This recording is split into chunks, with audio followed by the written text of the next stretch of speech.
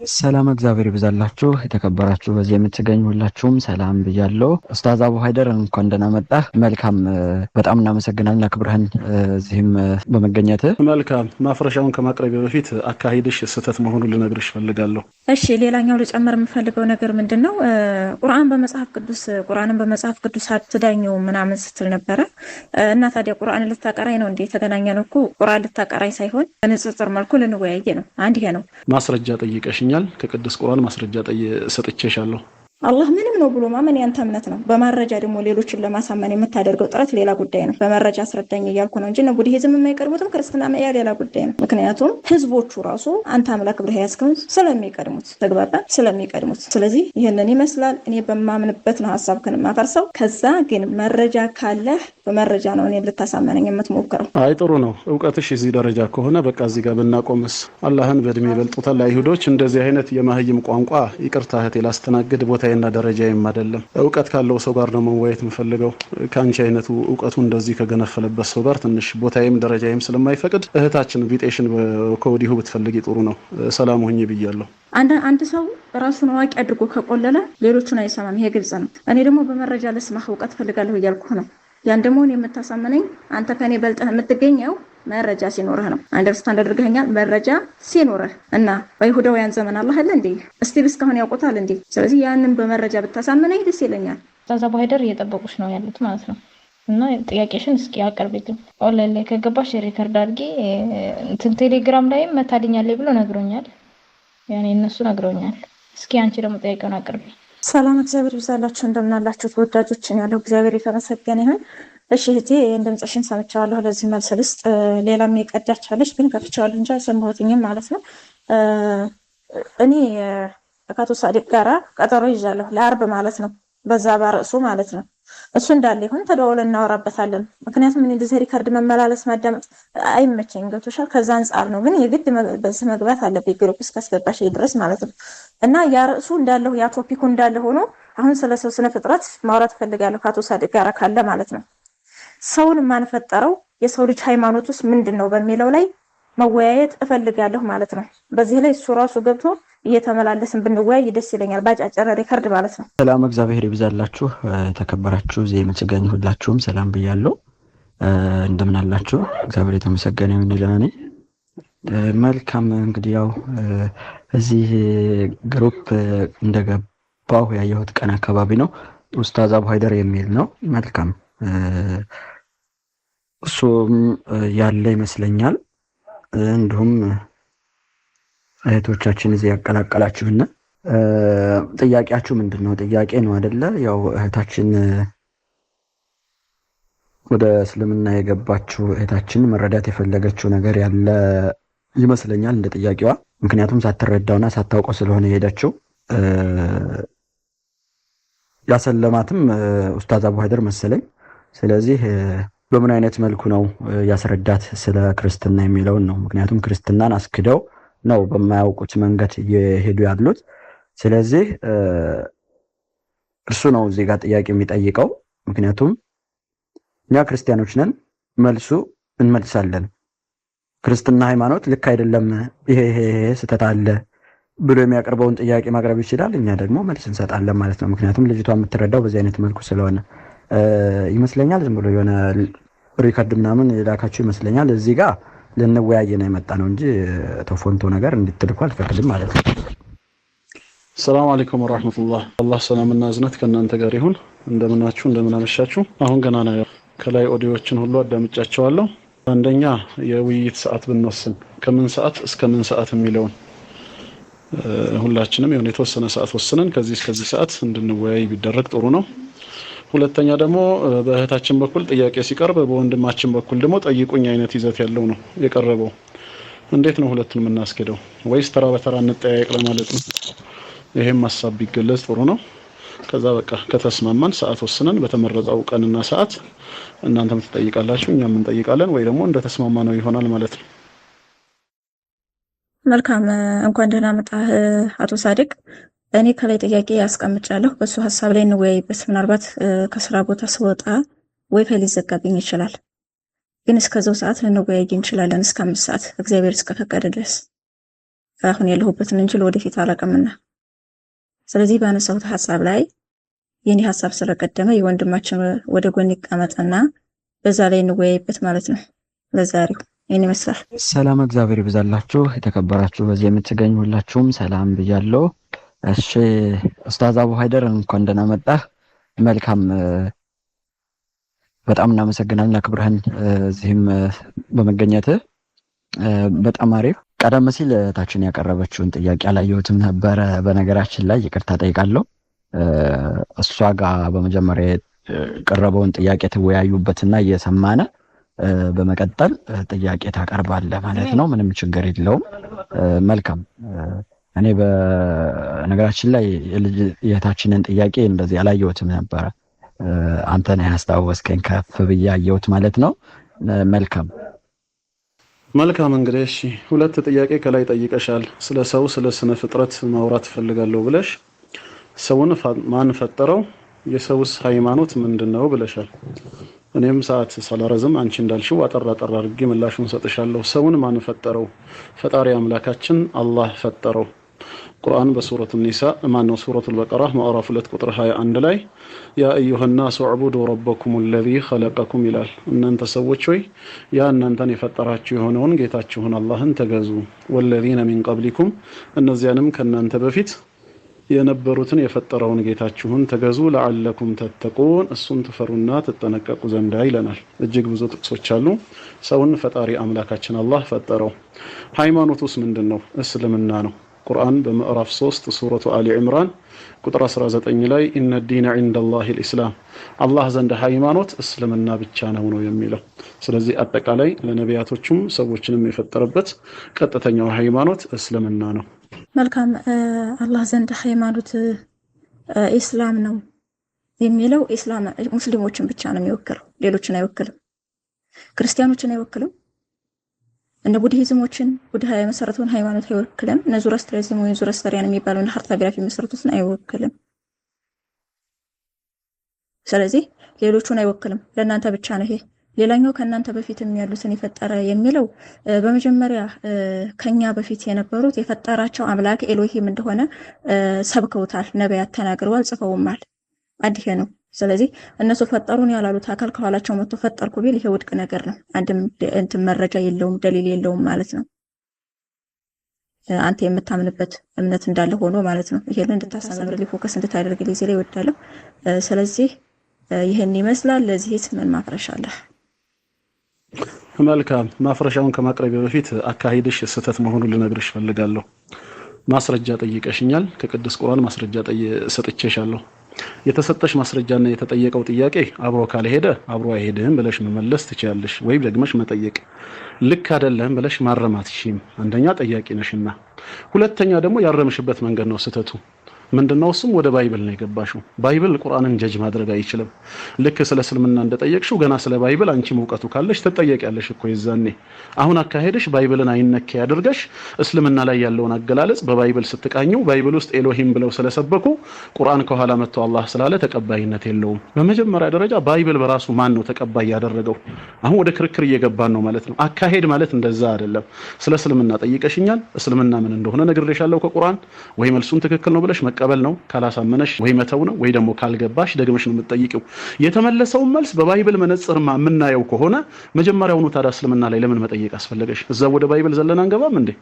ምክንያቱም አንቺ በቅዱስ ቁርአን ላይ ጌታ አላህ ሲናገር አላህ ዘንድ ተወዳጅነት ወይም ተቀባይነት ያለው ሃይማኖት እስልምና ነው አለ። ይሄ ለሙስሊሞች ሳይሆን አላህ ዘንድ ነው ያለው። አላህ ያልተቀበለውን ማንም ሊቀበል አይችልም፣ ከሱ ውጭ ያለው ሁሉ ጣዖት ስለሆነ ማለት ነው።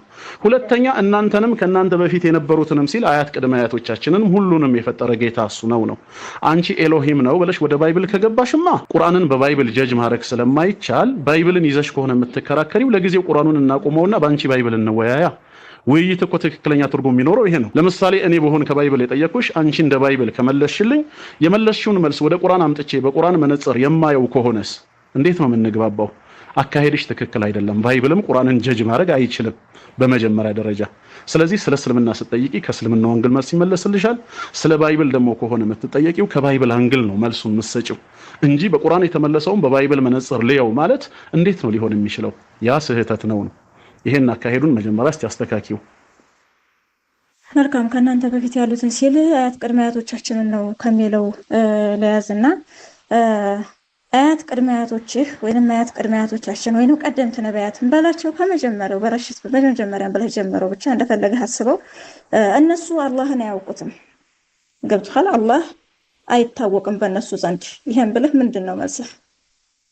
ከአላህ ውጭ ያሉ ጣዖት ስለሆኑ አልክ። አሁን እዚህ ጋር ከእግዚአብሔር ወይንም ከኤሎሂም ውጭ ያሉ ጣዖታት ናቸው ብለህ በምን ታስረዳኛለህ? በማንኛው ነብይ ስብከት በማንኛው ህዝብ እምነት ታስረዳኛለህ? ተግባባን? ለዛ ማስረጃ ታለህ አቅርበልኝ። ስለ መጽሐፍ ቅዱስ ትጠይቃለህ፣ አብሽር፣ ችግር የለውም። ሌላኛው ነቢያት ኤሎሂም ብለው ስለሰበኩ ቁርአን አላህ ስላለ ይሄ የቃላ ጨዋታ ነው። እዛ ላይ አልገባሁበትም። ከፈለክም ሌላ ጊዜ እንወያይበታለን። ተግባባን? ስለዚህ እኔ ከላይ እየሰጠሁ ትክክለኛ ማፍረሻ ነው። ገብቶሃል? ደግመህ የኔን ሐሳብ ልታፈርሰው የማትችል ማፍረሻ። ከእስልምና በፊት የነበሩ እምነቶች የራሳቸው የሆነ እምነት አላቸው፣ የራሳቸው የሆነ አምላክ አላቸው፣ ማንኞቹም ቢሆኑ። ገብቶሃል? ስለዚህ ይሄ አላህ ዘንድ የተወደደ ሃይማኖት እስላም ነው የሚለው እነሱን አይወክልም እያልኩ ነው። ለአንተ ለሙስሊሙ ብቻ ነው፣ ለአንተ ብቻ ነው፣ ሌሎቹንም አይወክልም።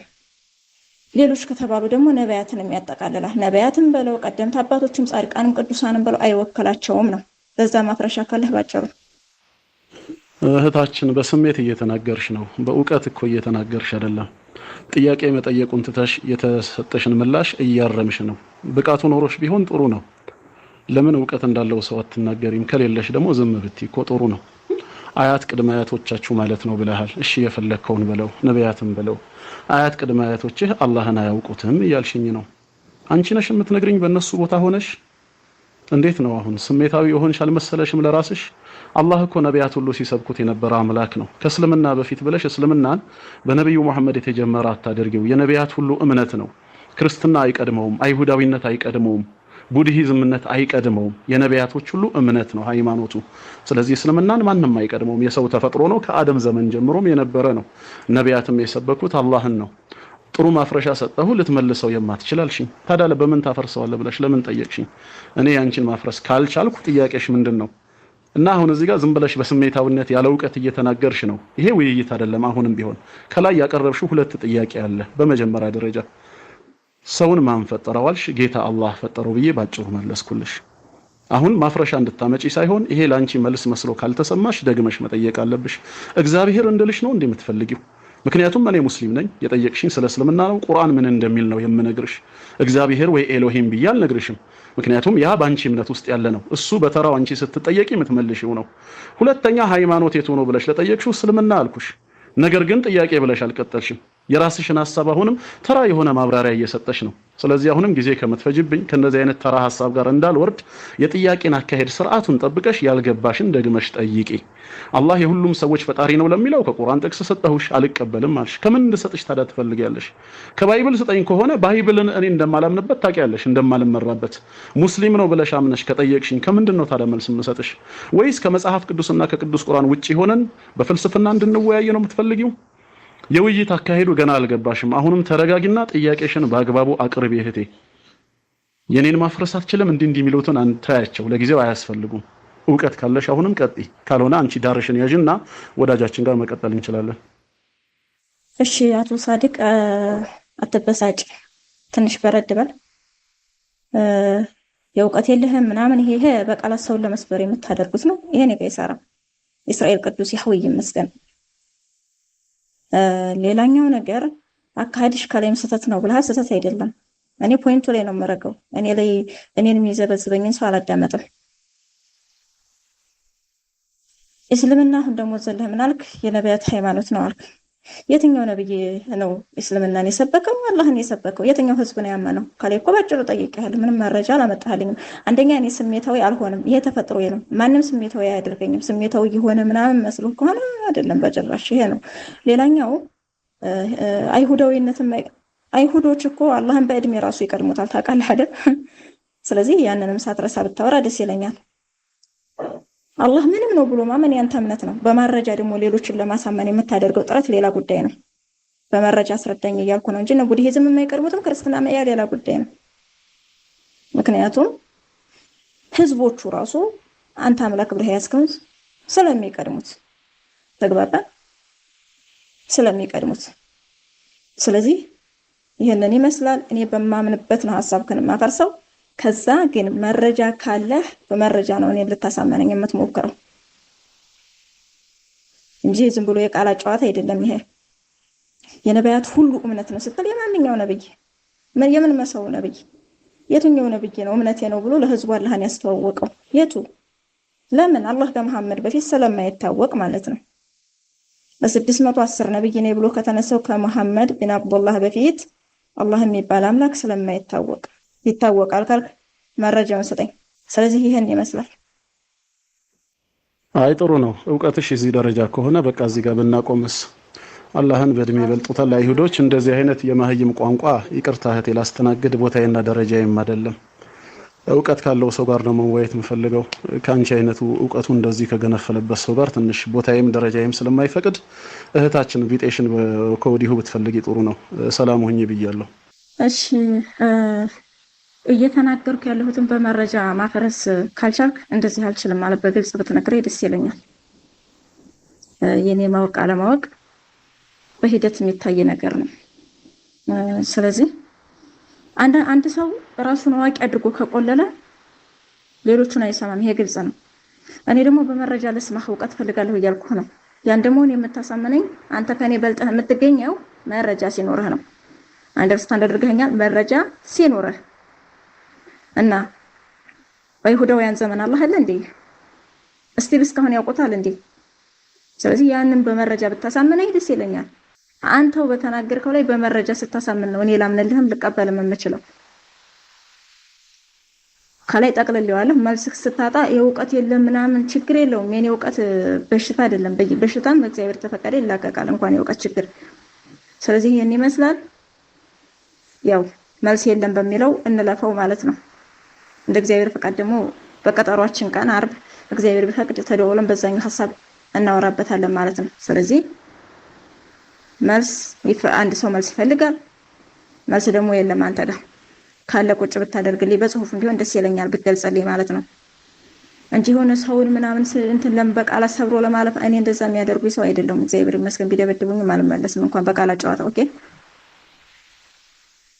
ስለዚህ አላህን ይቀድሙታል ብዬ ስናገር አላህን እንደሚቀድሙት እንደማያውቁት ማንንም ነብይ ጋር አላህ እንደማይተዋወቅ 100% እርግጠኛ ሆኜ ነው ለምን በእናንተ በኩል መረጃ ስለሌለ ከላይ አላህ ዘንድ ሃይማኖት ወደ ሃይማኖት እስላም ነው ምናምን ላልከው ለአንተ ብቻ ነው ብያለሁ ለዛ ማፍረሻ አልሰጠኸኝም እዚህ ጋር ደግሞ አይሁዶች ይቀድሙታል ስል አላህ ጋር አይተዋወቁም ከመሐመድ በፊት አላህ አይታወቅም ስል ይታወቃል የታለ ይሄው እኔም ያን ጊዜ አመሰግናለሁ እላለሁ ግን ዝም ብሎ ለወሬ ከሆነ ጊዜ የለኝም ለማንኛውም በቃ አርብ ያለው ነገር በዛኛው ሐሳብ እንወያይበታለን በዚህ እንትን ካልክ እንጂ ሌላውን ወደ ጎንቶ ማለት ነው እንዴ ወገናችን አንተ መቀጠል ከፈለክ ካንተ ጋር መቀጠል ይቻላል እሷ እኮ ምን እንዳለች ከላይ በሁለት ደቂቃ ሪከርድ ያደረገችውን መስማት በቂ ነው በሃይማኖት መታሾፍ ወይ ከምትቀልድ ዕውቀት ከሌላት ንጹህ ሴት ጋር መወያየት አልችልም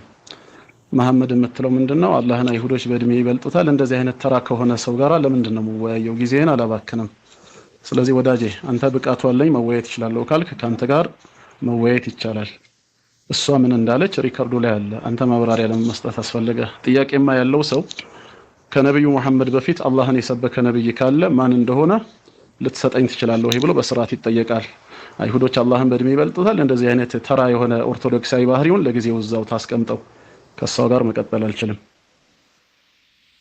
እሺ አቶ ሳድቅ እኔ ያለውን ነገር ነው የተናገርኩት ለምን ተበሳጨ መረጃ ስለሌለ አትበሳጭ ያለውን ነገር ከነገርኩህ በመረጃ ነው ልታሳመነኝ የምትችለው ኦርቶዶክሳዊ ባህሪ እንደዚህ ከሆነ ኮራበታለሁ ምክንያቱም እውነት ነው በአፍ ሊያሳመኑና አንቺ አይቻላቸውም ያ ኦርቶዶክሳውያን ገብተሃል በመረጃ ነው ስለዚህ ይሄንን ማወቅህ ጥሩ ነው እንጂ ሆነ ራስህን እዛ ማማለይ የዕውቀት ማማለይ ራስህን ሰቅለህ መረጃ እስኪ ሲሉ ባንዴ ዱብ የምትል ከሆነ ይሄ በጣም አስቸጋሪ ሁኔታ ነው ተቋቁመህ እውነት መልስ ካለው ለሁሉም በቂ መረጃ ካለው መስጠት ነው ይበልጡታል ስለው ይበልጡታል ነው በቃ። አይ አይበልጡትም እሱ ነው የሚበልጣቸው አላህ ነው የሚቀድማቸው ስትል እኮ መረጃውን ቁጭ ነው።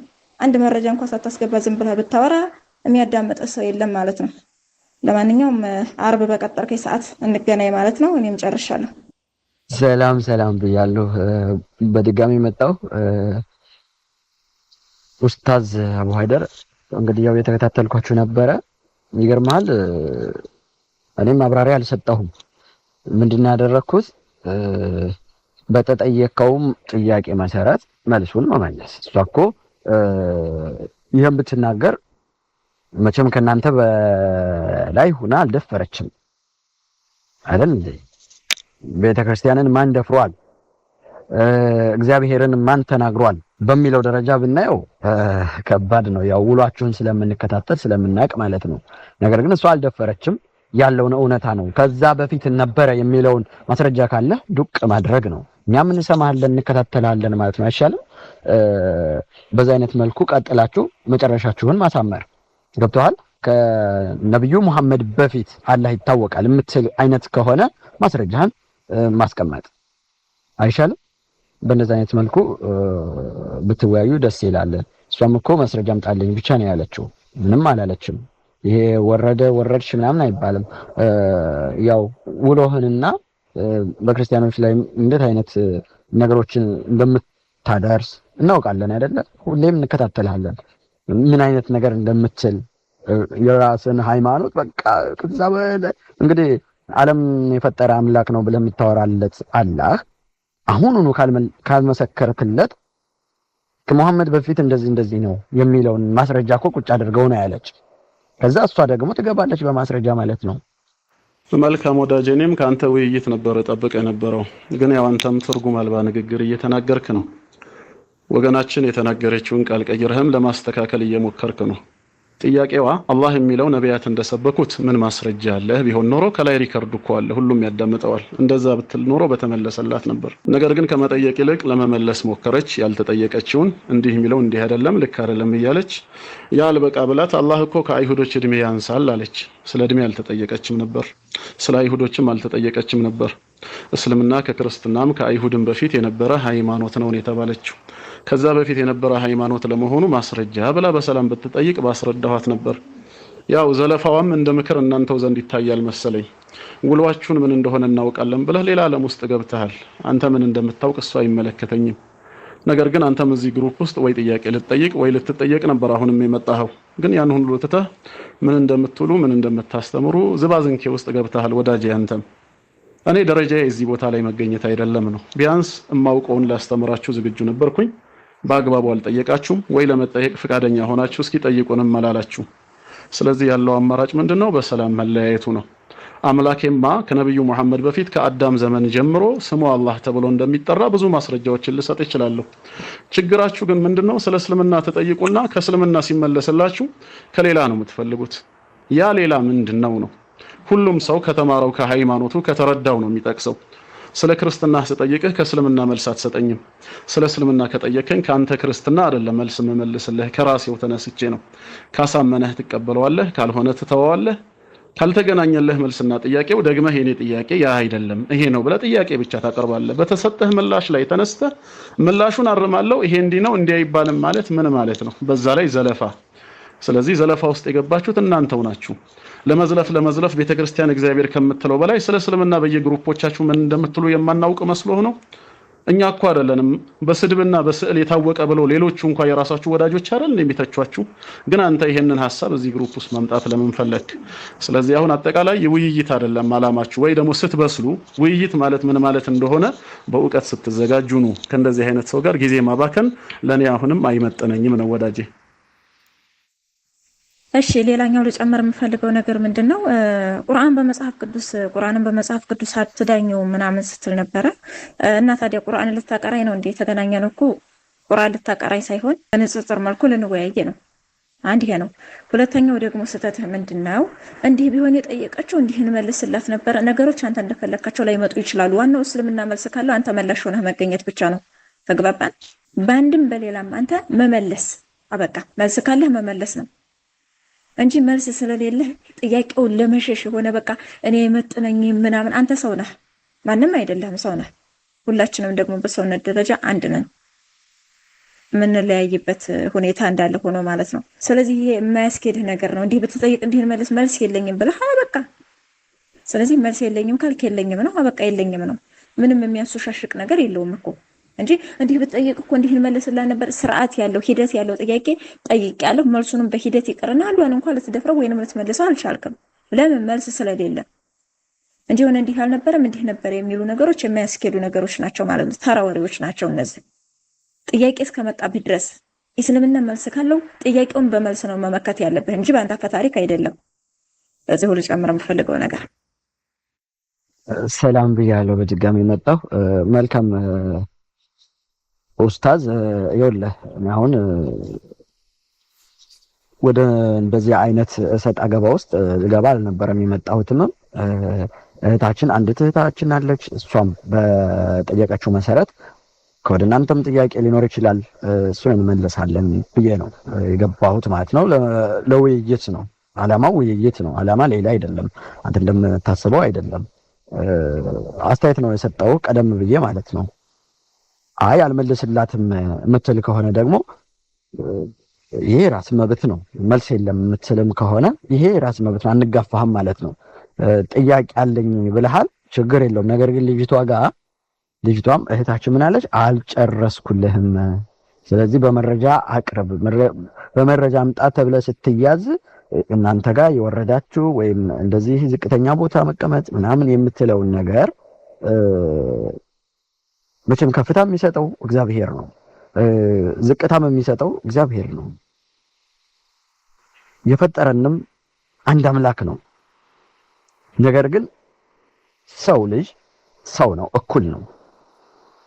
ያ ሰው በጠየቀ ጥያቄ መሰረት የገባህን ነገር ታብራራ ይገባል እንጂ እንደዚህ ለምን ትያለሽ አትንኩብኝ አትበል። ብዙ ነገር ስለምትል ነው። ይሄን እኮ ራስህ መስክርሃል፣ ታውቀዋለህ ማለት ነው። ማንም ይነሳ ማንም ይተች ምንም አይመስለንም። ለምን? መልስ አለ። ኦርቶዶክስ ላይ መልስ አለ። ትችቱ ለራስ ብቻ ነው። እንደውም ለራስ ጭንቅላት ማሳመሚያ ሊሆን ይችላል። አሁን እታችን ተችታለች። እንዴት ነው የተቸችው? ከአይሁዶች ሊያንስ ይችላል ብለሃለች አይደል? ከአይሁዶች ያንሳል ስትል አይ አያንስም እንደዚህ ነው ብለህ እኮ ትክክለኛውን ነገር ማስረዳት መቻል አለብህ። እና አንተ የምትናገረውን ነገር ሳናውቅ ቀርተን ነው እንዲህ ያልከውም ትክክል ነኝ። ብዙ ነገር ትላለህ በአምላካችን ላይ። ነገር ግን እሷ ደግሞ ያንን አጸፋ የመለሰች አይደለም፣ በመረጃ ነው። አይሁዶች አያውቁትም አላህ። ስለዚህ ያ ያውቁታል የምትል ከሆነ ማስረጃ ማምጣት እኮ ነው። ምን ይሄ እኮ የወረዳችሁ ናችሁ ዝቅ ናችሁ እኔ ከፍ ያልኩ ነኝ አያስብልም። ገራሚ ነው። በጣም ያሳዝናል። ውጡ ብላቸው ነው አይደለ? እስኪ ግባ አንተ አወያየን፣ ምንም ችግር የለውም። ጥያቄ እንዳይቀኝ እስኪ ነኝ መልስ ከእስልምና ከሌለ ልጆቹን እንኳን እኔ አይደለሁም ውጡ አልኳቸው። ትንሽ ለራስህ ራንክ ለመስጠት አትሞክር ወዳጄ። አሁንም ተረጋጋ። የእናንተው ባህሪ ነው እንዲወጡ ያደረጋቸው። እነሱ እንማማራለን ብለው ነበር የገቡት። ትምህርት የሚያገኙ መስሏቸው ነበር፣ ግን በሩን ዘጋችሁት። ምን ታድርጉ? ጥያቄ ካላችሁ በአግባቢት ጥያቄ ጠይቃችሁ መልስ የተሰጣችሁን አድምጣችሁ ካልተመለሰ ደግሞ መጠየቅ፣ ከተመለሰ መቀበል ሲሆን በመልሱ ላይ ሌላ ማብራሪያ ወይ ሌላ ተራ የሆነ የወረደ ቋንቋ ስትጠቀሙ ጊዜያችንን በዚህ ማባከኑ አግባብ አይደለም። ጌታ አላህም በቃሉ ወላ ቱጃዲሉ አህለል ኪታቢ ኢላ ቢለቲ ሂየ አህሰን ነው የሚለው። የመጽሐፉ ሰዎችን መልካም በሆነ ሁኔታ እንጂ አትከራከሩ ነው። ለእንካ ሰላምታ ወይ ለተራ ቃላት ቦታ የለንም። አላህን ለማሰደብ አልመጣንም። እኛን ብትሰድቡን በእርግጥ እንታገስ ነበር። ለምን ተሰደብኩ ማለት አይሰራምና በእምነት ጉዳይ። ሃይማኖትን ለማሰደብ ግን ፍቃድ አልተሰጠንም። ቅድም ከላይ እንደሰማኸው ከአንድ አይሁዳዊ እድሜ የማይበልጥ የሚል ተራ ንግግርን አዳምጬ ከዛ ጋር ለመቆየት ትዕግስቱም የለኝም። ምክንያቱም ሰው ያልገባውን ነገር ይጠይቃል እንጂ አይተችም። በእርግጥ ስድብና ስዕል እንዳልኩ አሁንም ቀላል ነው ለእናንተ የለመዳችሁት ስለሆነ ነው። እና እውቀት ያለው ሰው ትንሽ ምራቁን የዋጠ በማስረጃ መናገር የሚችል በማስረጃ መጠየቅ የሚችል ሰው ሲኖር ነው ውይይት የሚሆነው። ካልሆነ እውቀቱ ከሌለው ሰው ጋር በስሜት ከሚነሳ ሰው ጋር ከምን ጀምረን የቱ ጋር እንስማማለን? ለማንኛውም ሰላም ሁኑ። ወይ አቡ ሀይደር ኡስታዝ አቡ ሀይደር እውነት በጣም ያስቀኛል። አሁን ባሁን እንኳን ልንግባባ የማንችልበት አይነት ነገር ነው ያልከው። እንደው አሁን ማን ይሙት አንተ ያለህ እዚህ ግሩፕ ላይ እነሱ ሊፍት ብለው ወጡ ውጡ ሳትላቸው እንደ ሊወጡ ይችላሉ። ምክንያቱም አንተን ጋሻ አድርገው ይዘው መጥተዋል እና የወረደ ቃል ምናምን ለምን አስፈራህ? ለምንስ እንዲወጡ አደረክ? መፍራት የለብህም። በስነ ስርዓት ማስረዳት እውነት ካለህ እኮ እንዲሸሹ አታደርግም ነበር። አዎ የመጽሐፍት ባለቤቶች አልከን፣ እግዚአብሔር የተመሰገነ ይሁን። ቀደምት መጽሐፍ እንዳለና ማመንህ መልካም ነው። አዎ ያምናል። ነገር ግን ምን ዋጋ አለው? ሚክስድ ነው እንዳይሆኑ ነው የተጻፈ። ከመሐመድ በፊት እስልምናን ማንም እንዳልሰበከው ስለምታውቁ ይሄ እውነት ደግሞ ስለሚጋለጥባችሁ ታባራላችሁ። በማንኛውም ቦታ ላይ እኮ ነው። እንደውም ቁርአን ላይ ምንድነው የሚለው? በተከራከሯችሁ ጊዜ በአላህ ዘንድ ጥያቄ ባነሱባችሁ ጊዜ ወዴት ሂዱ ነው የሚለው? ሐሳባቸውን አስቀይሱ ወይም ተለዩዋቸው ነው የሚለው። በተከራከሯችሁ ወይም በጠየቋችሁ ጊዜ ጥያቄ አይወድም። ለምን? ትክክለኛው አምላክ ግን ምን ይላል? ለሚጠይቋችሁ ሁሉ መልስ ለመስጠት ሁሉ ጊዜ የተዘጋጃችሁ ሁኑ ይላል። ስለዚህ አንተ ከዚህ ካለህላቸው እንዴት ነው እነሱን እንዲፈሩና እንዲበረግጉ እንዲያመልጡ በሊፍት እንዲሄዱ ያደረከው? ይሄ መልካም ነው ወይ? እሺ አቶ ሳድቅ፣ ሰውን ሪሙቭ ማድረግ እውቀት አይደለም። ገብቷል። እኔ ብዙ ጊዜ ሙግቶችን እከታተላለሁ። የምታነሳቸው የወረዱ ሙግቶች ናቸው።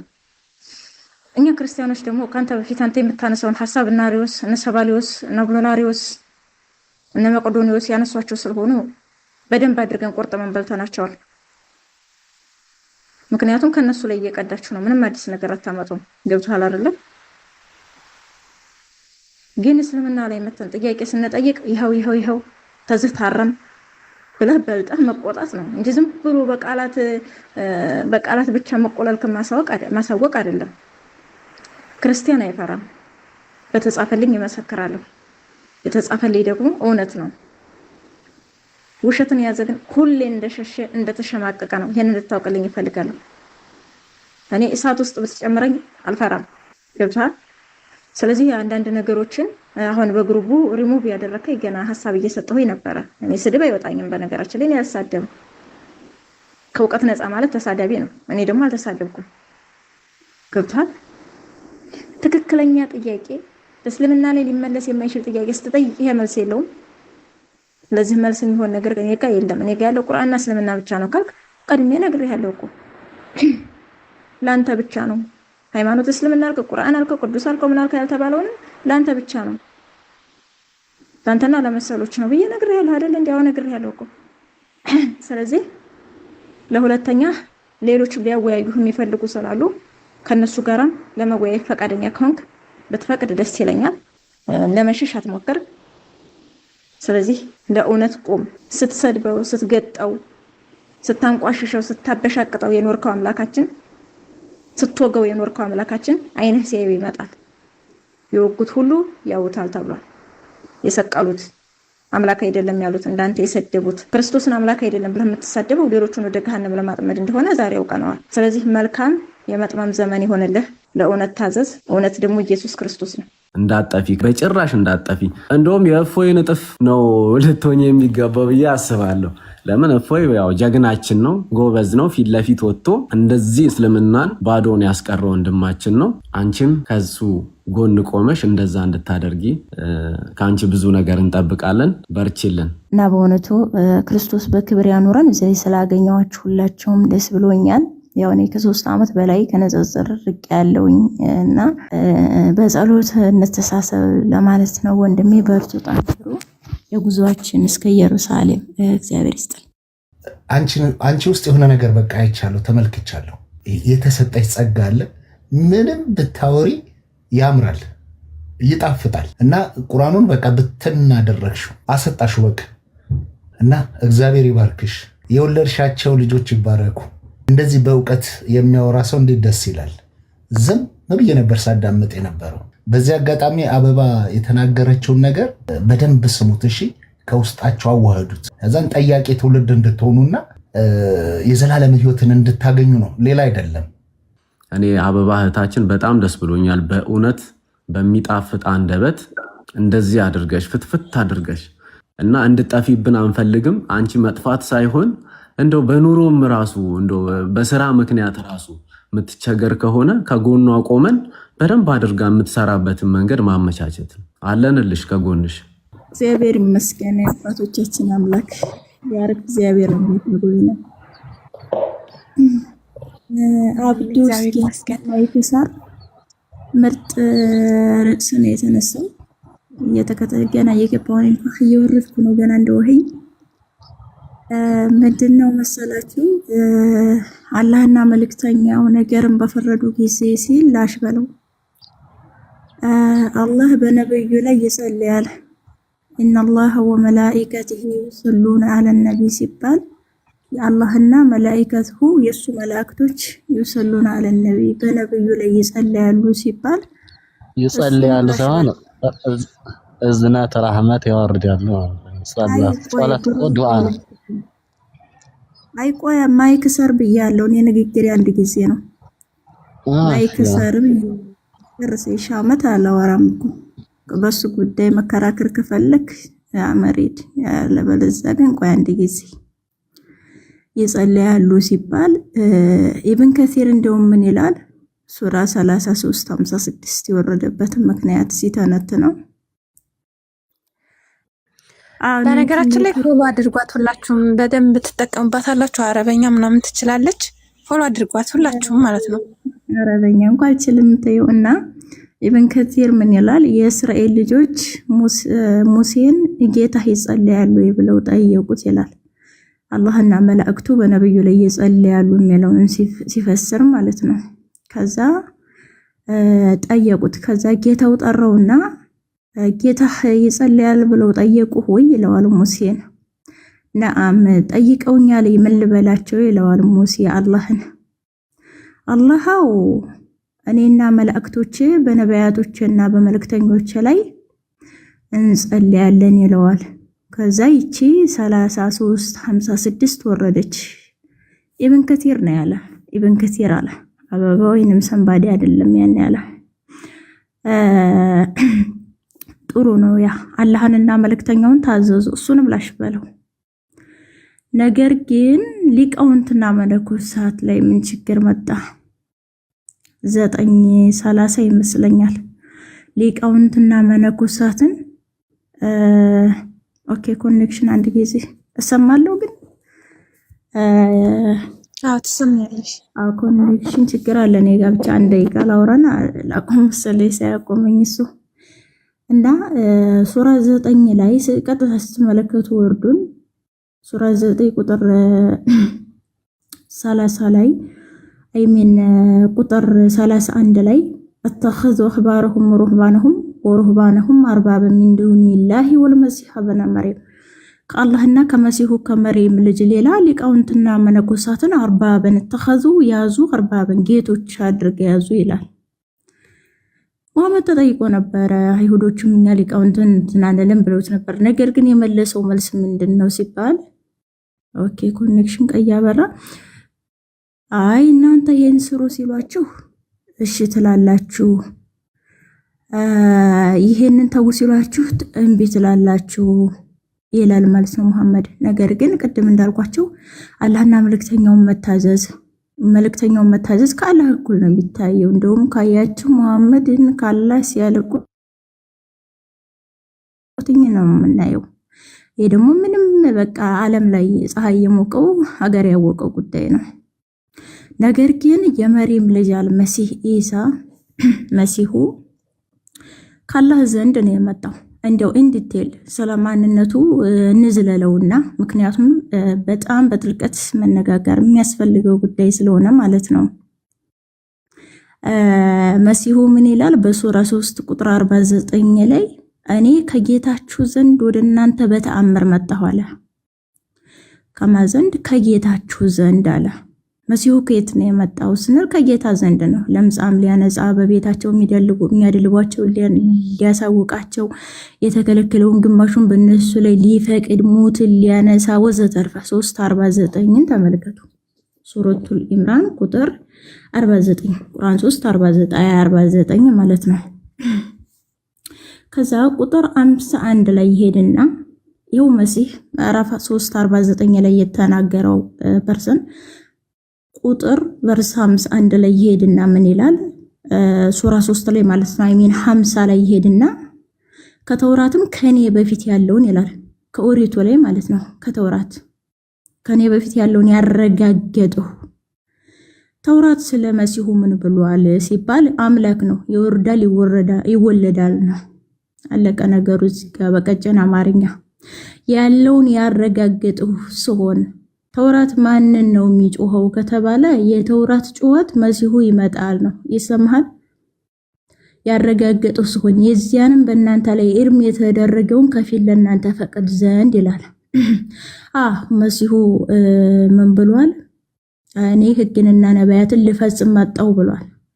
ሕግንና ነቢያትን ልፈጽም ወይንም ፍጹም ላደርግ። ምክንያቱም የሰው ልጅ ሕግን ፍጹም ማድረግ ስላልቻለ ማለት ነው። ምን አለ?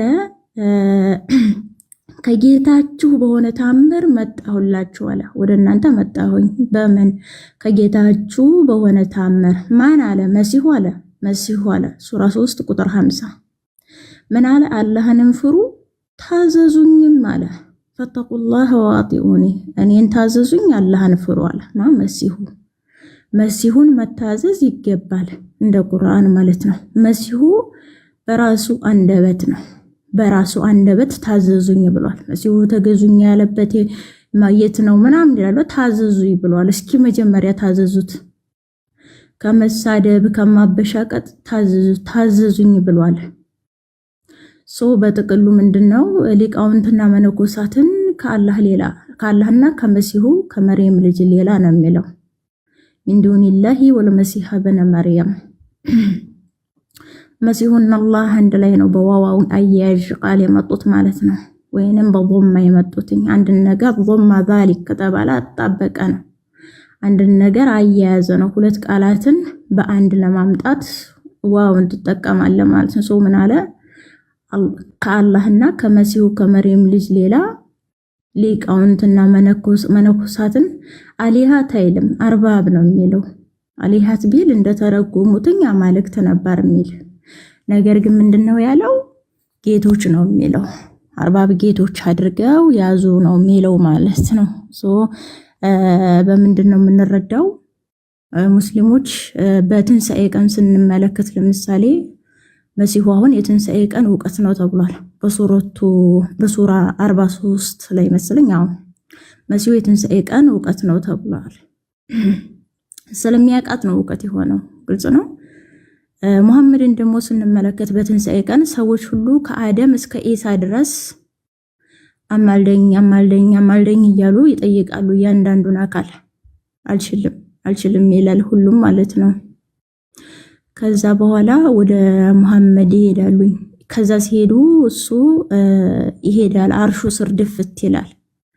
ከዛ ራስህን አንሳና ጠይቅ፣ አማልድ፣ ትማለዳለህ፣ ማማለድ ትችላለህ፣ ኡማዎችን ማርልኝ ብትል ይማሩልሃል ነው። የምልጃን ስራ በትንሣኤ ቀን የውመል ቂያማ የሚሰራው ከነቢያት ሁሉ ተጀምሮ አልችልም ይሉ ይመጡና ማላይ ያረፋል፣ ያጣ መሐመድ ላይ ይወድቃል። ራሱን መሐመድ አማላጅ አድርጓል። ቁርአን ደግሞ ከአላህ ሌላ አማላጅ እንደሌላቸው ተጽፏል። ከአላህ ሌላ አማላጅም ረዳትም እንደሌለ ይጻፋል። መሐመድ ማን ነው የሚለውን 4 ነጥብ ለእናንተ ትቼዋለሁ ማለት ነው።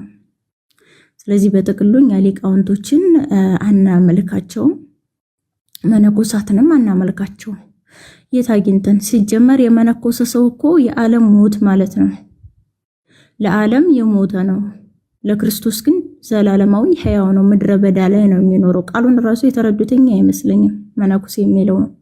መመንኮስ ማለት ዓለምን ገድሎ መመነን ነው። ዓለም አልተገባቻቸውምና በምድረ በዳ ተቅበዘበዙ። እንግዲህ ክርስቲያኖች መነኩሴ ሊያመልኩ ምድረ በዳ ላይ ምናምን ሲሄዱ አስቡት። መሐመድም እኮ ሊሞት ሲል ብሏል። የአላህ እርግማን በይሁዶችና በክርስቲያኖች ላይ ይውረድ አለ። ለምን ሲባል ምንድነው ያለ? የነቢያትን መቃብር መስገጃ አድርገው ይዘዋል። እተኸዙ ቁቡር አንቢያኢሂም መሳጅድ። የነቢያት መቃብር ላይ ማን የሰገደ ነው ጨዋታው? ማንም ይሰግደው ማንም የለም። ስህተት ነው። ሙስሊሞች ለክርስትና ያላቸው መነጽር የተንሸዋረረ ነው። እንዲያስተካክሉት ነው የምንጋብዘው። ቁርአን ምንም አያገባውም። መሐመድ በቡኻሪ ሐዲስ ላይ እንደተናገረው በእኔና በኢሳ መካከል ነብይ የለም፣ በእኔና በሱ መካከል 600 ዓመት ጋፕ አለ ብሏል። መካከል ላይ ያለ የ600 ዓመትን ታሪክ መሐመድ ሊነግርህ አይችልም። የለም አያገባውም። ሲጀምር ቁርአን አይመለከቱም ስለ መጽሐፍ ቅዱስ። የወንጌል ባለቤቶች አላህ ባወረደው ህግ ፍረዱ ተብሏል ሱረቱል ማኢዳ ላይ።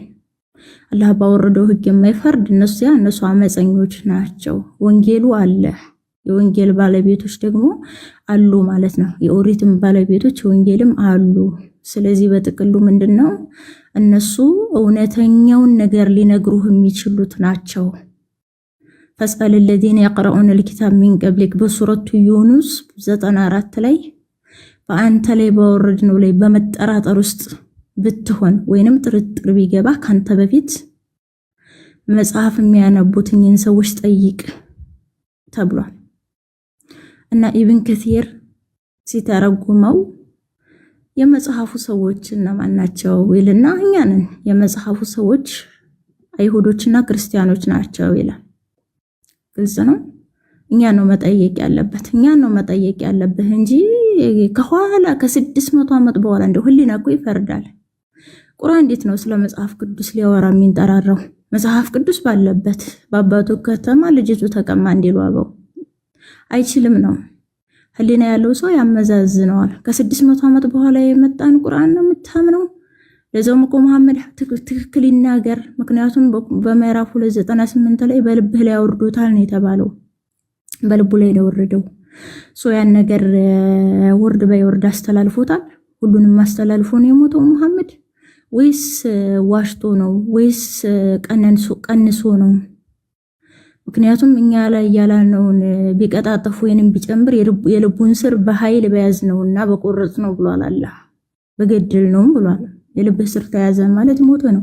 መሐመድ ደግሞ ሊሞት ሲል እንቅጣ ባህሪ من ذلك ثم በመርዙ ምክንያት የልብ ስር እንደተቆረጠ ይሰማኛል ብሎ ነው የሞተው። በራሱ መስክሯል ማለት ነው መሐመድ። ስለዚህ በትክክል አስተላልፎታል ወይ ነው አስተላልፎታል የሚል ቢያንስ ለምሳሌ በነገር ምስክርነት በ3 ነው የሚጸናው። በአይሁዶችም ይሁን በእኛ ምስክርነት በ3 ነው የሚጸናው። መሐመድ ብቻውን ሊቆም አይችልም ነው። በእውነት ኦሪትን አላህ ካወረደው እንዴት ያስፈርዱሃል? እኛ ያላህ ብርሃን ያለባት መምሪያ ያለባት ኦሪትን ያወረድን ስንሆን ኦሪት እነሱ ዘንድ ያለች ሲሆን እንዴት አንተን ፍረድ ይሉሃል? ምክንያቱም ቁርአን 3:3 ላይ ኦሪትና ወንጌልን ከቁርአን በፊት አወርዷል ይላል። አዎ በቃ አሳይመንት ለመስጠት ነው ያንዛዛሁትኝ አስረዘምኩት እና በጥቅሉ ቁርአን ምንም መሐመድ ሲጀመር በልቡ ላይ ነው የወረደው። ቃሉ በልቡ ላይ የወረደው ራሱ ማን ነው ሰበብ ንዙሉን ስታጠኑ ከዛኛው ጋራ ክላሽ ያደርጋል። ለምሳሌ አይሁዶች የሆነ ነገር ይጠይቁታል። ለምሳሌ ስለ መንፈስ ይጠይቁሃል። ከእውቀትም ጥቂት እንጂ አልተሰጠህም፣ መንፈስ ከጌታ የነገር ነው በላቸው ይለዋል አላህ። የነገራን ክርስቲያኖች ይሄዳሉ ስለ መሲሁ ይጠይቁታል። አላህ ዘንድ ኢሳ ምሳሌ እኮ እንዳደንብጤ ነው ካፈር ፈጠረው ሆናለው ሆነ ይላል። አስቡት እንግዲህ ይሄ እንዴት እንደሚጋጭ ላሳያቸው። የመርየም ልጅ ኢሳ እኔ ከአላህ ዘንድ መጣሁ ነው ያለው እና መቼ ነው ካፈር የተፈጠረው?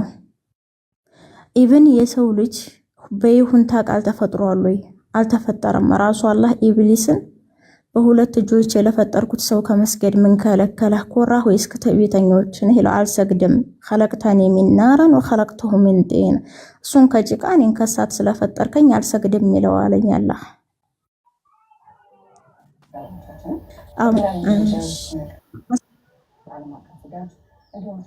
ሰምታችኋል? የሆነ ጽሑፍ አይቼ ነበረና አበባ ዘሚካኤል እግዚአብሔር ይባርክሽ ነው በተን ስታደርጊው አንቺ ታውቀሻል የእፎይ ሚስት ነሽ ተብለሻል። ኮሜንት እያየሁ እኮ እየሳኩ ነበር። ኮሜንት እያየሁ ነበርና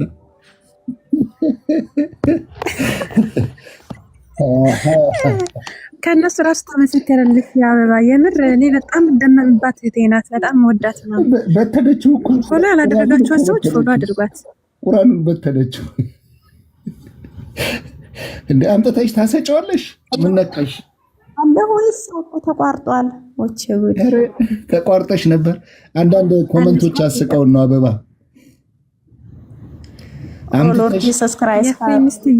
አምጥተሽ ቁርአኑን በተን ስታደርጊው በቃ አንቺ አውቀንሻል የእፎይ ሚስት ነሽ አሉሽ። አይ አላቀው ማን ነው ወንድማችን እፎይን ብዙም አላቀውም። እኔ በሰሞኑን ግን ሲወራ ስለሰማሁኝ እንጂ አላቀውም በእውነቱ እውነት ለመናገር እና አመሰግናለሁ። ዞሮ ደስ ይላል።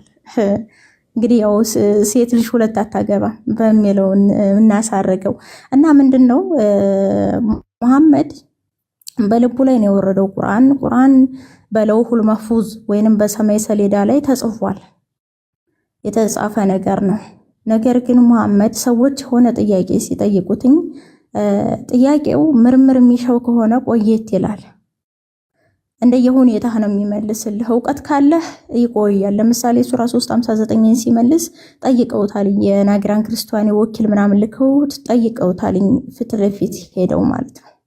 አስወጡልኝ ምናምን አለና አስወጣቸው ከቤት። ከዛ ቆየት ብሎ አላህ ዘንድ ኢሳ ምሳሌ እንዳደንብጤ ነው ከዛ ካፈር ፈጠረው ሆነ አልሆነ የሚለውን አወረደ። እነሱ የጠየቁት ማን ነው?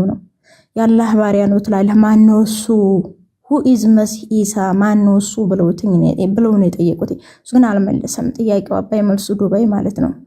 አሁን በትክክል አስተላልፎታል ወይ ነው? እንደ ምዕራፍ 2 ከሆነ በልብህ ላይ አውርዶታል ነው የሚለው። በልቡ ላይ ጅብሪል ማአት ናቸው በዘወይ ማአት ናቸው ቁርአንን ያወረዱትኝ ማአት ናቸው። በ81:21 ላይ መንፈስ እንዳወረደ ነው የተነገረው። ከ18 ጀምሮ ቁርአን የክብር መልክተኛው ቃል ነው ይላል።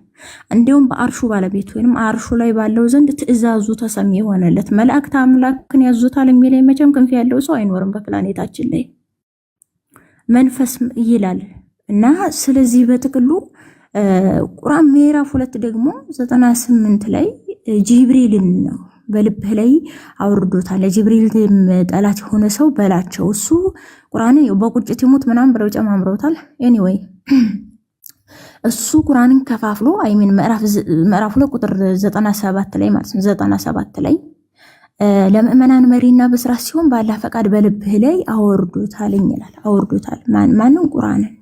ቁርአን ያወረዱት አካል ብዙ ናቸው እና የተወረደውን መሐመድ ሁሉንም አስተላልፏል ወይ? ሊሞት ሲል እንግዲህ ቡኻሪ ሐዲስ ላይ ሊሞት ሲል መሐመድ እና አቡበክር አስሲዲቅ ኸሊፋው አማቹ የመጀመሪያው ያለ መረጃ ማኝ ሲዲቅ ማለት እውነተኛ ማለት ነው። ያለ ምንም መረጃ ስላመነ ነው። አይሁድና ክርስቲያኖች ኤቪደንስ እያሉ ሪጀክት ሲያደርጉት እሱ ደግሞ አሜን ብሎ ተቀበለ። የአይሻ አባት ነው። የህፃኒቱ የብላቴናይቱ የአይሻ አገባታለሁ ሲለው እኔ እኮ ወንድምህ ነኝ ያ ረሱላህ አለው። አንተ ወንድሜ ባላህ ዲንና ባላህ ኪታብ ብቻ ነው፣ እሷ ግን ለኔ የተፈቀደች ናት አለውና በጥቅሉ እሰማለሁ ወይስ ምንድነው? ቀይዬ ትሰሚያለሽ? አበባ ሚውት አድርገሻል። እነዚህ ሰዎች ግን እንደው ምንድነው የፈረደባቸው? በየቀኑ ሳት የሆኑ እህቶች እየመጡባቸው ነውና እንደው ጭንቅ ሆነባቸው እኮ ለነሱም። በጣም አበባ በጣም ጎበዝ ናት። እኔ ቴሌግራም ላይ ነው የማውቃትና በጣም ጎበዝ ናት። ጉዳችሁ ፈላ ሙስሊሞች፣ የእውነት አሁን ገና ጉዳችሁ ፈላ። እንዴ አልሰማም እንዴ? በሁለት የተሳለናት ነገር አውርቼ እኮ ጨርሻለሁ። ምን ላይ ራሱ እንደተቋረጠ ንጉስ ሚዩት አድርገሽ ነበር። አሁን ቀጥይ። ኦኬ፣ ለማንኛውም ምን ላይ ነበር ያቆምኩት? ምክንያቱም ጨርሻ አውርቼ አሳርጌ ነበርና ቁርአን ላነብ ስወጣ የስታክ ያደርጋል። ያው ስለ ቲክቶክ ባክግራውንድ ያን ያህል አይደለም፣ አዲስ እየወረድኩ ነው፣ ገና አልተጻፍኩም ምናምን በቅጠሉም በድንጋዩም ላይ ነኝና ለዛ ነው። በጥቅሉ ለሙስሊሞች ያለኝ ሜሴጅ ምንድነው? መጽሐፍ ቅዱስን አንብቡት። መጽሐፍ ቅዱስና ቁርአንን አነጻጽሩት። ለምሳሌ መሲሁ እኔ ከጌታችሁ በተአምር መጣሁ አለ። ሱራ 3:49 ላይ ለምሳሌ ድምጽሽ ግን ትንሽ ታፈና። አሁን አባ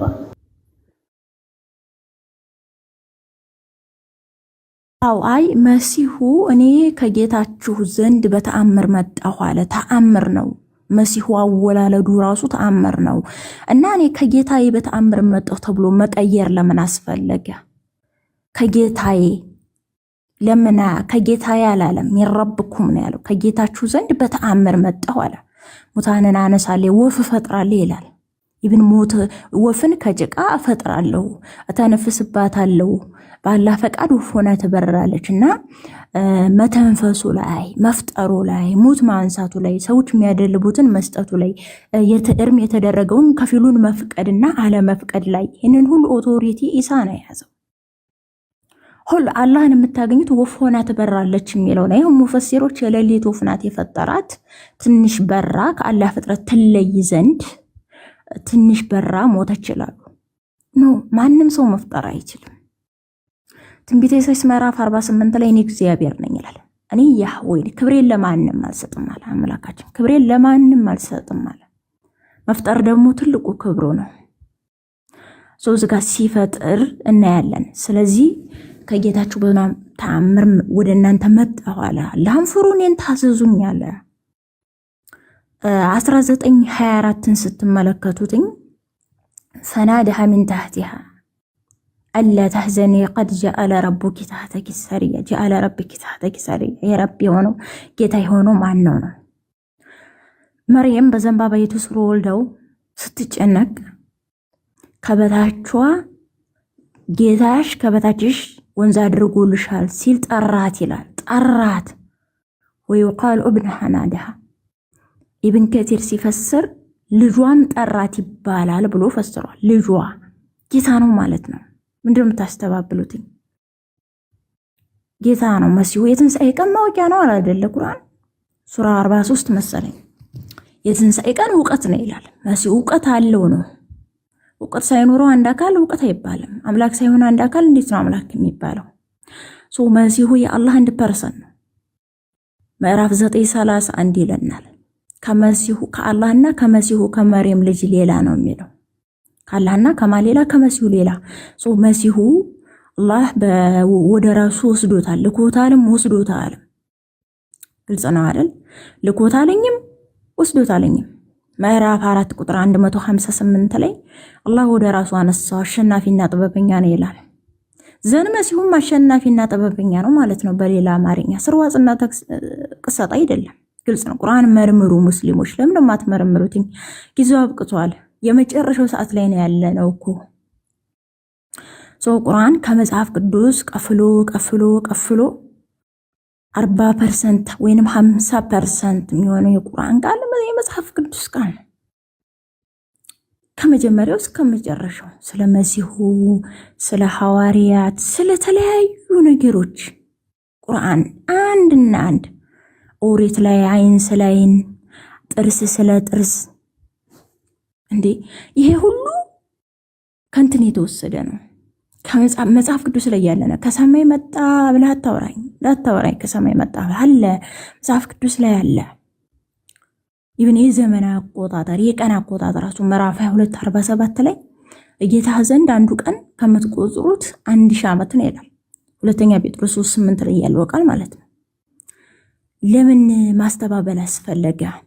መዝሙር 37:6 ላይ ገሮች ምድርን ይወርሳሉ ይላል። አላህ ደግሞ ምዕራፍ 21:105 ላይ በመጽሐፍ ውስጥ ይላል ከዚክሩ በኋላ በመዝሙር ውስጥ ምድርን መልካም ባሮች ይወርሷታል ማለትን ጽፈናል ይላል። ከመጽሐፉ በኋላ በመጽሐፎቹ ውስጥ ብለው ቀይረው ተርጉመውታል። ልብ ብላችሁ አረበኛ የምትችሉ እኔ አልችልም አረበኛ የሚችል ሰው ግን ህሊና ያለው ሰው በደንብ ያጣራል። በነገራችን ላይ በደንብ አድርጋችሁ ማየት ትችላላችሁ። ቁርአን ላይ በዛች በኦሪት ውስጥ አላህ ነፍስ በነፍስ አይን በአይን አፍንጫ በአፍንጫ ጆሮ በጆሮ ጥርስ በጥርስ የሚል ጽፈና ብሏል። አውርደናል ብሏል አላህ። እሱን ደግሞ ዘጸአት 21:24-25 ማቴዎስ 5:38 ላይ እናገኘዋለን። አይን ስለ አይን ጥርስ ስለ ጥርስ እንደተባለ ሰምታችሁ ይላል የአብረጅ ክርስቶስ ደብረ ዘይት በተራራው ስብከት በሚባለው ላይ ሲሰብክ እንደተባለ ሰምታችኋል። የት ነው የተባለው? አይን ባይን ጥርስ በጥርስ እጅ በእጅ እግር በእግር እያለ ዘጸአት ምዕራፍ 21 ከ24 ጀምሮ ይናገራል አምላካችን እግዚአብሔር። ታዲያ ነው ወይ ከሰማይ መጣ የምትለኝ? ይህ እኮ መጽሐፍ ቅዱስ ላይ መሲሁ የተናገረው ቃል ነው። መሲሁ የተናገረውን ወስደህ ተሸክመህ በአረበኛ እያቀራራህ እየቀራህ መሲሁን መገፍተር ምን ይሉታል? አንድን ዕቃ ተጠቅመህ ያንን ዕቃ በክብር አለማስቀመጥ አደራ በል ያስብላል። ይሄ ማለት ነው። በጥቅሉ ወደ መሲሁ ነው። ያ ጀምዐል ሙትአቢን ተአሉ ኢለየ ዋና አርሐኩም ይላል የአብ ልጅ ክርስቶስ ማቴዎስ 11:28 ላይ ክርስቶስ ምን አለ?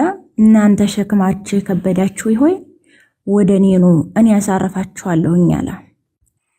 ኢየሱስ ክርስቶስ አለ። ክርስቶስ ኢየሱስ አለ። ደግሞ ዮሐንስ 14:6 ላይ አነ ሁወል ሐቁ ጠሪቁል ሐያ ለይሰ አሐድ ያእቲ ሊልአብ ኢላ ቢ በእኔ በቀር አለ። በእኔ በቀር ወደ አብ የሚመጣ አንድ የሌለ ሲሆን እኔ እውነትም መንገድም ሕይወትም ነኝ። አለቀ። ሕይወት ነው። ስለዚህ ሕይወት ወደሆነው ወደ ክርስቶስ ነው። የሐዋርያትም ስብከት ቅዱስ ሄሬኔዎስ ኦሪትም ነቢያትም ወንጌልም ክርስቶስን ሰበኩ እንዳለው ሁሉም ቅድም መግቢያ ላይ እንዳልኩት ጩኸታቸው ክርስቶስ ነው። ነቢያትም ከአዳም ጀምሮ ማለት ነው። ስለዚህ በጥቅሉ ወደ ክርስቶስ ነው። የመዳን ቀን ዛሬ ነው። እኛም የሐዋርያት ልጆች ነን፣ ትንንሽ ሐዋርያት ነን። ስለዚህ መልእክታችን ሊሆን የሚችለው ጌታን ተቀበሉ ነው፣ ወደ ክርስቶስ ነው። ቁርአን ደግሞ በንጹህ ህሊና አንበቡ። አላህ አንድ ነው፣ አላህ አንድ ነው፣ አላህ አንድ ነው ይባላል ብዙ ጊዜ። የቱ ጋር የለም። ኢኽላስ ላይ ይገባል። ቁል ሁወላሁ አሐድ በል እርሱ አላህ አንዱ ነው። አንዱማ ከምን አንዱ? ከኔና ከምህረት አብ ከኔና ከማሚ ወይስ ከማን ነው? አንዱ ከማን ነው? አንዱ ከነከሌ። ይሄ ነገር አያዋጣቸውም። አላህ ግን ምን ይላል? መንፈስ ይላል። መንፈስ አለኝ ይላል። ወደ መሬም መንፈሳችንን ላክ ነው ይላል። ሁለት ላኪዎች አሉ። ላክ ነው አንድ ብቻውን አይደለም መቼም ላክ ነው የሚለው የራሱን ሲያከብር ነው። አትጨምሩ ነው ቡና ቁርስ አትጨምሩ። እንደወረደ አንበብ ለምን የምትበረዘው? አልተበረዘም በሚል ቅቤ እየቀባ እንደገና ትበረዛለህ። እዚህ በጥቅሉ እንዳታቋርጠኝ። እኔ ጀመር ላቆም ነው ልጨርስ። ላንቃይ ላይ እንዳትቆም አለባችሁ እኮ ከእናንተ ጋር ማውራት የማልፈልገው እኔ በዚህ ነው። በጥቅሉ ቁርአንን በንጹህ ህሊና እኔ በስርዓት ነው የማወራው። በጣም ህሊና አለኝ፣ የክርስቶስ ልብ አለኝ። እኔ አልሳደብም። ስለዚህ ቁርአንን አንብቡ። ቁርአን አላህ ከአንድ በላይ አካል እንዳለው አላህ ቃል እንዳለው ወይንም ሊቃውንቶቻችሁ ዮሐንስ ዘደማስቆ ቃሉ ፍጡር አይደለም እያለ እንደሞገታቸው አዲስ ቃሉ ማን ነው በሉ። ማን ነው ይሄ ቃል? ለምንድን ነው ዮሐንስ ዘደማስቆ ቃሉ ፍጡር አይደለም ብሎ ከቁርአን ላይ እንዲልሙበት ቻለ በሉና አስቡ። አንብቡ። በአረበኛ ስለቀራ ምናምን በዜማ ስለቀራው ምናምን አይደለም። እሱ ህይወት አይሰጥም። የነሱ ቁርአንስ መጽሐፍ እኮ አለ። የነ ቡድሃ መጽሐፍ አለ። የነ ሂንዱ መጽሐፍ ብዙ መጽሐፍቶች አሉ ለመፈላሰፍ ነው። በጥቅሉ በንጹህ ልባችሁ አንብቡ። ከኛ ጋር የሚያያይዛችሁ ነገር አለ። ወደኛ ኑ ነው። ቅድም እንዳልኳችሁ ክርስቶስ ወደኔ ኑ ነው ያለው። ስለዚህ ወደኛ ኑ በአንድነት እግዚአብሔርን እንድናመልክ። ምክንያቱም የነቢያት ጩኸት መሲሁ ነው። መሲሁ መጣ ሄደ። መሐመድ መጣ፣ መሲሁ ሊሳደብ ጀመረ። አልተሰቀለም፣ ስድብ ነው። አልተሰቀለም፣ ስድብ ነው። ለምን አልተሰቀለም? ኢብን ከቲር ምን ይላል? እሱን ሊጠቁም የፈለገውን ሰው እያለ አላህ አስመሰለው አለ። አላህ አስመሰለውና መሲሁን ጣራው ላይ ያደረጉ። ጣራው አንድ አመት አስቀመጠችው ይላል። አንድ አመት ሳና እዛች ጣራዋ ቀዳዳ ላይ መሲሁ ተኛ። ዘይገርም ያንኛውን ግን ሰቀሉት አለ ኢብን ከቲር አለ። ኢብን ከቲር አለ 457ን ሲተነትም ከዛ በኋላ እሾህ አደረጉለት አለ። ጎንጎ ነው እሾህ አደረጉለት። የውሱም እንዳይቀርፉ እሾህ አደረጉለት የተመሰለው ሰውዬ ላይ። ከዛ እኔ በጣም ሾክ ያደረገኝ ትርጉሙ ምንድነው? ምን አለ? በመስቀሉ ስር በተሰቀለው አካል ስር ሆና መርየም እንግዲህ አላህ የመረጣት በቃ በብልቷ ላይ ራሱ እፍ ይሰማል እፍ ብሎ የነፋፋባት በሱረቱ ሂጅር ሱራ 15 ላይ ፍጥረቱንም ባስተካከልኩትና ከመንፈሴ በነፋሁበት ጊዜ ሰጋጆች ሆናችሁ ደቁ ይላቸዋል አላህ መላእክትን እና አስተካክሎ እፍ አለበት አላህ አደም ላይ እፍ ሲልበት ሕያው ሆነ። መርየም ማህፀን ላይ አላህ ነፋ። እሺ እና ምንድነው ኢብን ከሲር በተሰቀለው ሰው ስር ሆና ይች መርየም አላህ የመረጣት ከዓለም ሴቶች ያበለጣት ይች መርየም ሱራ 21:91 ላይ ያችንም ብልቷን ይበልጣን እሺ በቃ የጠበቀችውን በእርሷም ውስጥ ከመንፈሳችን የነፋፋንባትን እርሷንም ልጇንም ለዓለማት ታምር ያደረግናትን ይላል ሱረቱል አንቢያ 91 ላይ አታህሪም ሱረቱ ታህሪም የመከልከል ሱራ 66:12 ላይ ደግሞ የኢምራንን ልጅ መርየምን ያችን ብልቷን ይላል የጠበቀችውን በእርሱም ውስጥ ከመንፈሳችን ነፋን ይላል። በጌታዋ ቃላትና በመጽሐፍቱ አረጋገጠች ይችላል። ንጽህና ከዓለም ሴቶች አበለጣት ነው። በነገራችን ላይ ኢብን ከሲር በመልአኩ ጅብሪል ነው ይላሉ አይደል? እነሱ በመልአኩ መንፋት አይደለም ሰው ልጁ የተወለደ ይላል። ይሄ ፍጥረቱ የሆነው ይላል የኢሳ በመልአኩ ቢሆን ግማሽ ሰው ግማሽ መልአክ ይሆን ነበር። ኢብን አባስ ነው ይሄን ያለ የሚገርም በጣም ቀደም የቁርአን ሙፈሲር ነው።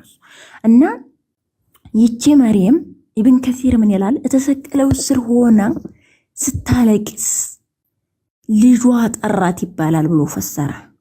ተመልከቱ እንዴት እንደሚጋጩ እርስ በርሳቸው። ኢብን ከሲር ምን አለ? የተሰቀለው ስር ሆና ስታለቅስ ወይቃል ይባላል ልጇ ጠራት እብነሃ ናዳ እብነሃ ልጇ ምን አለት ናዳ ጠርቷታል ይባላል። ልጇ ጠራት ቅድም ምን አለ? እጣራ ላይ አመት ቆይቷል እኮ ኢብን ማን ነው ያኛው ተመሰለ ይሄኛው ወደ ጣራው ላይ ሄደ ማለት ነው። እንግዲህ ጣራ ያሉት ሰማዩን ነው አይዶ ነው። በጥቅሉ እዚህ ጋር ይቺ አላህ ከዓለም ሴቶች የመረጣት ብልቷ ላይ ራሱ አላህ فأرسلنا إليها روحنا فتمثل لها بشرا سويا ሱራ 19:17 ላይ ወደሷ መርየም ከዘመዶቿ ነጠል ብላ ገለል ባለች ጊዜ ጨዋ ሴት ናት፣ ከዓለም ላይ የተመረጠች ናት። ወደሷ መንፈሳችንን ላክን ይላል አላህ። መጋረጃን አድርጋ ስትገለል فأرسلنا إليها روحنا فتمثل لها بشرا سويا ወደሷ መንፈሳችንን ስንልክ ምን ትሆነላት ይላሉ። ትክክለኛ ሰው ሆኖ ተገለጠላት። ንጹህ ናት። ምንድነው ያለችው? ኢኒ አዑዙ ቢረህማን ሚንክ ኢን ኩንተ ተቂያ ያለችው። እኔ ካንተ በረህማን እጠበቃለሁ የምትፈራ እንደሆን ካለችው አይደለም እኔ ንጹህ ልጅ ልሰጥሽ ከጌታሽ መልእክተኛ ይላታል። ደግሞ ሙፈሲሮች እንዳሉት ወጣት ምናምን ሆኖ ተገልጦባት ነበርና ሌላ ነገር አስባን ይሆነ አለ አይደለ ሊተናኮላት ምናምን መስሏትኝ ነበርና በጥቅሉ ይቺ ሴት መስቀሉ ስር ስታለቅስ ይባላል አለ። የሚባል ታሪክ ነው የጠቀሰው። እንደሚባል አድርጎ የሆነ ነገር ነው የተናገረው ኢብን ከሲር። ልጇ ጠራት ይባላል አለ። እንግዲህ መስቀሉ ስር እኮ ነው።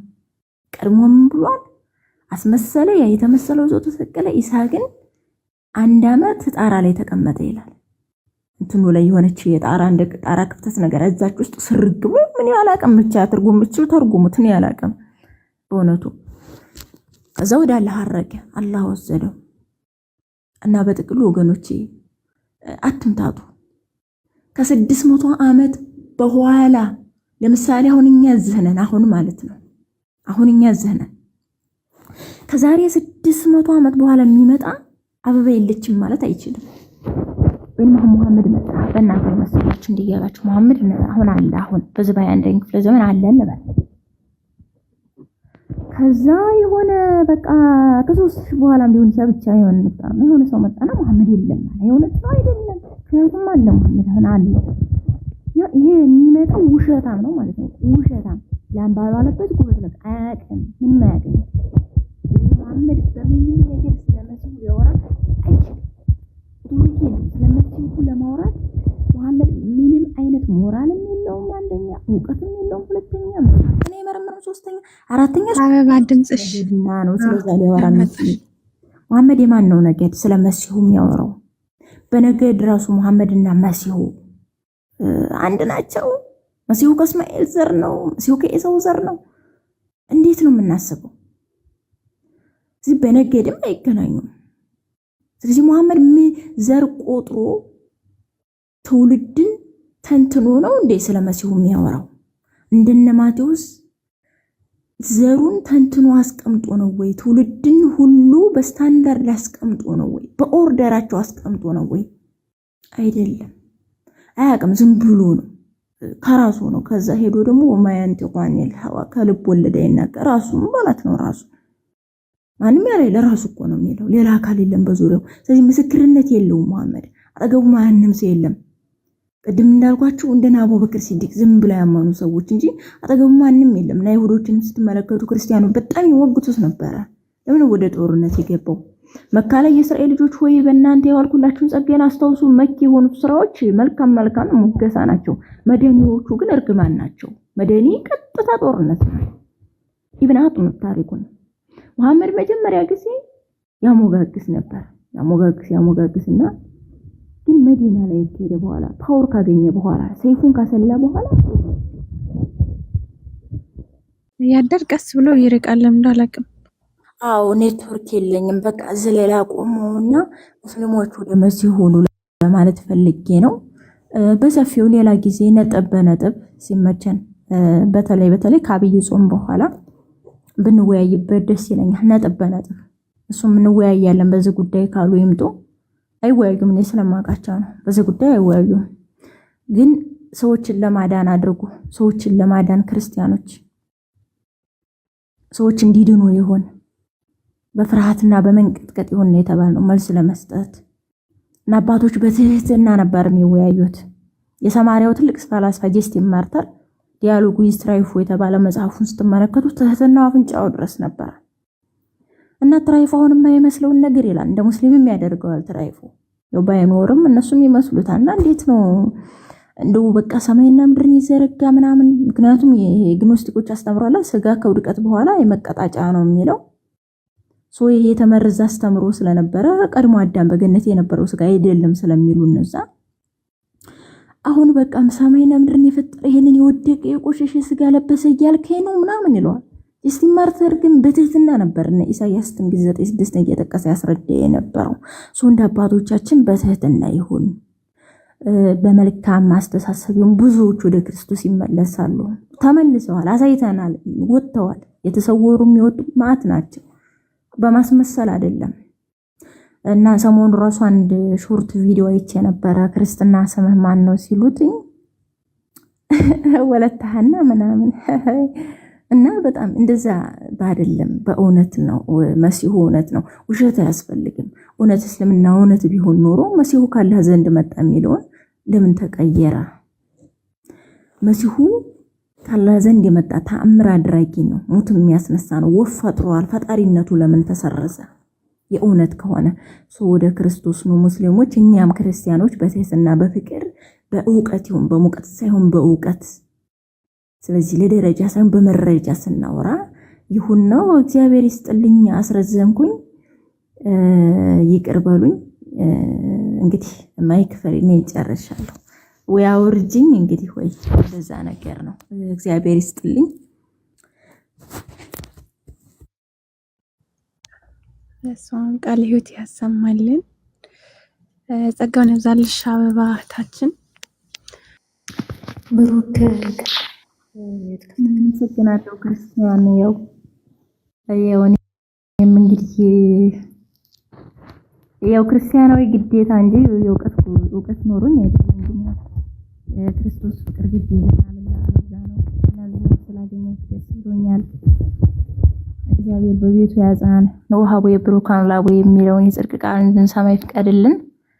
ክርስቶስ ዓለም ላይ ሊፈርድ ይመጣል። አዎ ለፍርድ ይመጣል። ቡኻሪ ሐዲስ ላይ አላህ ዘንድ የቂያማ ቀን በጣም የተጠላው ስም ራሱ የነገስታት ንጉስ ተብሎ የተጠራ ነው ይላል። ራእይ 19 ራእይ 17 14 ላይ መሲሁ የአላህ ቃል ተብሏል።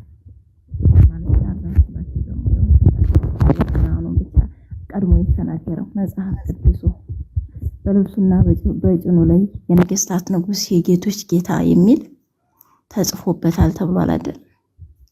ማነው ይሄን የተጻፈበት? ጌታችን መድኃኒታችን ኢየሱስ ክርስቶስ ነው።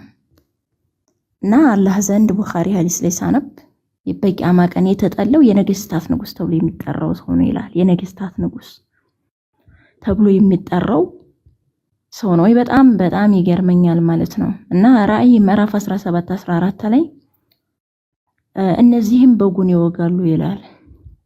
በጉም የነገስታት ንጉስና የጌቶች ጌታ ስለሆነ ድል ይነሳቸዋል ይላል። ራእይ 19 15 16 አካባቢ ደግሞ ወለኋለ ሶብሂ ወለ ፈኽዚሂ ስም መክቱብ መሊክል አምላክ ወረቡል አርባብ በልብሱና በጭኑ ላይ የጌቶች ጌታ የነገስታት ንጉስ የሚል ስም ተጽፏል። እዛ ጋር የቂያማ ቀን አላህ ዘንድ የተጠለው ስም አኽና ለአስም ይሄ አኽና በጣም የተጸየፈው ስም የተጠራ የወድዓ እስመሁ ስሙ ይሄን የተጠራ አላህ ዘንድ የተጠላ ስም ነው። መርምሮ ሆኖ ሙስሊሞች እና በእውነቱ ክርስቶስ በክብር ያኖረን። እዚህ ስላገኘኋችሁ ሁላችሁም ደስ ብሎኛል። ያው እኔ ከ3 ዓመት በላይ ከነጽጽር ርቅ ያለውኝ እና በጸሎት እንተሳሰብ ለማለት ነው። ወንድሜ በርቱ፣ ጠንክሩ። የጉዟችን እስከ ኢየሩሳሌም እግዚአብሔር ይስጥል።